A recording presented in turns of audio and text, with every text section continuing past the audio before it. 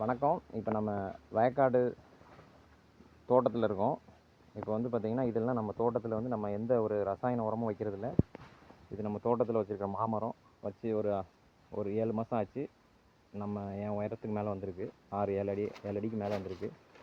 அப்புறம் வந்து என்ன பண்ணுறோம் பார்த்திங்கன்னா, நம்ம தோட்டத்தில் உள்ள குப்பைகள் எதுவுமே நம்ம வெளியே போடுறதில்ல. இது எல்லாம் பார்த்திங்கன்னா குப்பை கிடங்கு தான்.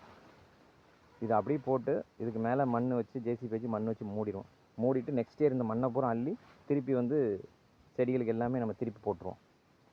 இது எவ்வளோ குப்பை வச்சுருக்கோம் பார்த்தீங்களா? இது எல்லாமே ஒரு மடல்லேருந்து ஒரு சின்ன சின்ன நெட்டி பார்த்தீங்கன்னா தெரியும், நேரில் தேங்காய் நெட்டி எல்லாமே ஒரு சின்ன எதில் மூகுண்டு விடுறதில்ல. எல்லாத்தையும் எடுத்து மொத்தமாக வச்சு இதில் அப்படியே மண்ணை போட்டு மூடிட்டு சாண உரத்தை போட்டு மேலே மண் போட்டு மூடிட்டு அப்புறம் அடுத்த வருஷம் நல்லா செமிச்சிரும். அப்படியே எடுத்து திருப்பி செடிகளுக்கெல்லாம் போட்டுருவோம். அப்படி போட்டதெல்லாம் வந்து பார்த்திங்கன்னா வாழைகள் இந்த மாதிரி இருக்குது. இப்போ இது நம்ம கடையில் நீங்கள் வாங்குகிற நாட்டு வாழை எப்படி இருக்குது பாருங்கள்.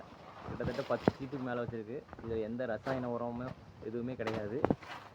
10 சீப்புக்கு மேலே இருக்குது. இதில் எந்த ரசாயன உரம் எதுவுமே கிடையாது. பக்கக்கண்ணில் பார்த்தீங்கன்னா 10 கண்ணுக்கு மேலே அடிச்சிருக்குது.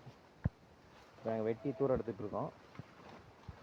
எல்லாமே நீங்கள் வந்து ரசாயனம் வச்சா மட்டும்தான் வந்து நம்மளால் வந்து ஒரு விஷயம் பண்ண முடியுங்கிறதுலாம் கிடையாது. இயற்கையாகவே நீங்கள் பண்ணிட்டு இருந்தீங்கன்னா கொஞ்ச நாளில் நம்ம தோட்டம் இப்போ ஒரு 10-15 வருஷமாக ஆர்கானிக்கில் இருக்குது. நீங்கள் ஒரு 10 வருஷத்தில் உங்கள்